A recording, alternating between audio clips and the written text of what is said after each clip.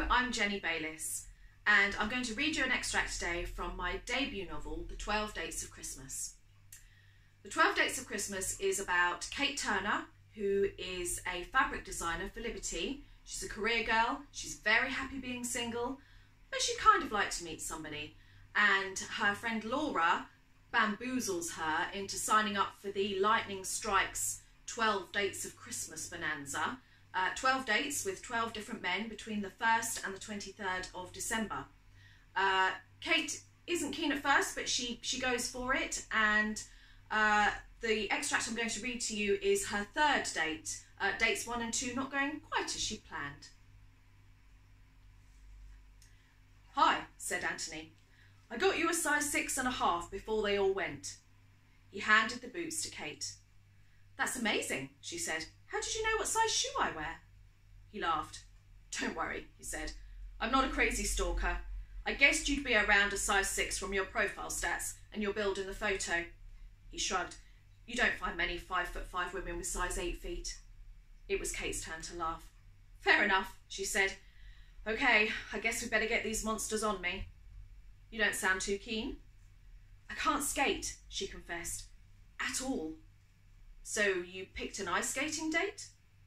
"It was the best of the 3 dates on offer," said Kate, "and I never shy away from a challenge." "Neither do I," said Anthony. His tone was suggestive.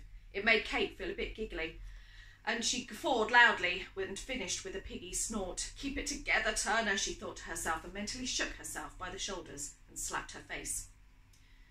Anthony led her to a bench and began loosening the laces on her skates.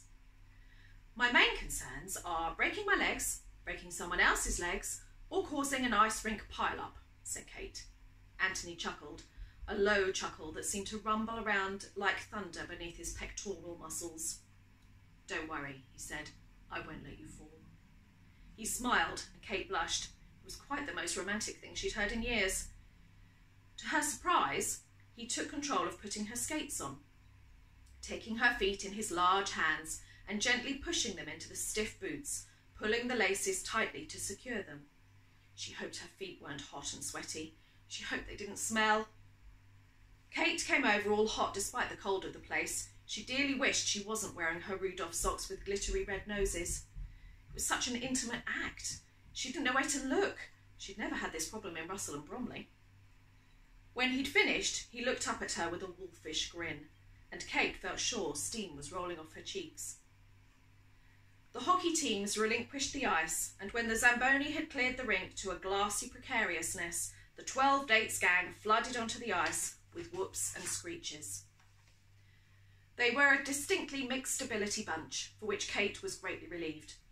Although some couples instantly took off in arm like Torval and Dean, there were plenty of wobblers, hug-on for dear lifers, and clingers who inched their way around the edge, never letting go their white-knuckle grip on the rail. It was to this last group which Kate firmly belonged. "I'll just go around the edge for a while," said Kate. "You can wave at me as you skate past." They had teetered their way to the gate, and Kate found herself hanging onto the edge of the Perspex window, afraid to step out onto the ice. "It's not really a date if we don't skate together," said Anthony. "How are we supposed to get to know each other if we can't talk?" "I'll shout interesting facts at you as you go by," said Kate. Anthony laughed, a deep, friendly laugh, like the Jolly Green Giant, only Anthony was much better looking. He put one arm firmly around Kate's waist and pulled her tightly into his side, almost lifting her from the ground. "I told you," he said. "I won't let you fall. Trust me, I'm a fireman." As Kate did her best not to dissolve into a puddle, Anthony pulled her onto the ice. True to his word, he held her so tightly to his side that despite her legs moving in opposite directions, she did not fall. After a couple of laps, Kate began to relax, and she stopped squealing and began to enjoy the skating, or at least going through the motions of skating. "If I'd have known all I needed to skate proficiently was a 6'3" fireman, I'd have done it more often," said Kate.